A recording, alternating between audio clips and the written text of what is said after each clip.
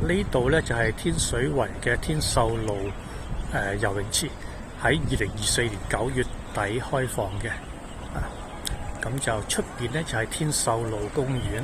咁呢個公園已經成20幾年嘅啦。咁就係好多人啦，都係喺度做晨運同埋夜晚黑廣場舞咧，就喺出邊嘅啦。咁呢個泳池咧就開咗啦。咁而家呢條梯咧，即係佢有樓梯上個平台嘅，都開放咗。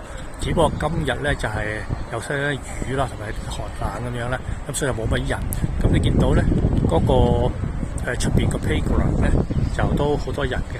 嗱，啲人喺度避雨啦，喺度一邊做運動一邊避雨啦。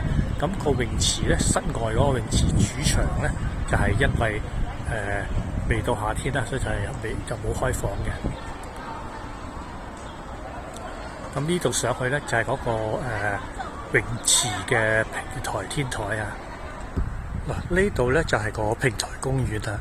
咁但係如果由平台公園望翻落去咧，可以見到嗰個標準嗰個大池咧係標準池嚟嘅。咁天台平台花園咧就係咁樣啦。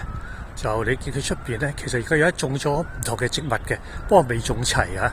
咁佢喺出邊嚟講咧，都有啲設施嘅，但係全部都係慢慢耕種咁樣啦，即係慢慢種上去啦。嗱，你見到啦，佢種咗啲胡椒木啊、香茅咁樣啦。咁而家嚟講咧，差不多全部都係一啲，因為佢仲未曾全部整好。咁佢所謂嘅前邊所謂美化工程咧，就係等種一啲新嘅盆栽啊植物上去。如果喺天台度望落去咧，就見到正話嗰個遊樂場咧。咁同埋呢度咧就係個泳池嘅入口啦。咁再出邊咧就係天秀路公園啦。咁嗰邊你見到遠邊咧就有啲籃球場啦。再遠啲咧，左邊手咧就係個好大嘅足球場。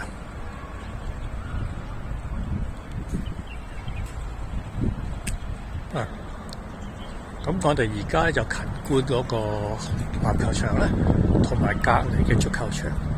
再過些少咧，個輕鐵輕鐵而家經過啦。再過些少咧，到有個係好似係滾球場定咁咩場？籃球場係滾球場嚟嘅。如果近我哋近些少嗰度咧，咁就係嗰個泳池左手定右手邊啊？另一邊嘅公園啦。咁呢個公園其實都好靚嘅。個公園咧都幾 OK 嘅，因為佢夜晚黑咧有好多唔同嘅夜晚嘅燈光咧係好靚嘅。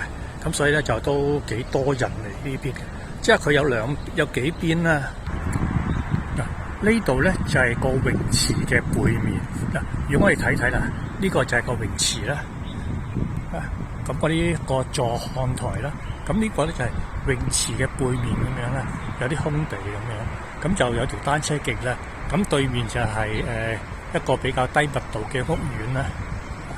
咁嚟到呢度咧，都佢仲有設施嘅，因為呢度有另外一邊咧有條路上嚟呢個平台。咁佢喺下低咧就仲有好多啲叫做咩即係俾人種植啲學種植咁樣，菜圃定點樣啦。咁佢再見到咧，同時你都見到咧，呢度有個輕鐵站嘅。咁個輕鐵喺呢度經過咁而家你再見到咧，呢個平台上邊咧就有好多呢啲叫咩太陽能嘅光伏板咁就呢個就係個泳池背面啦。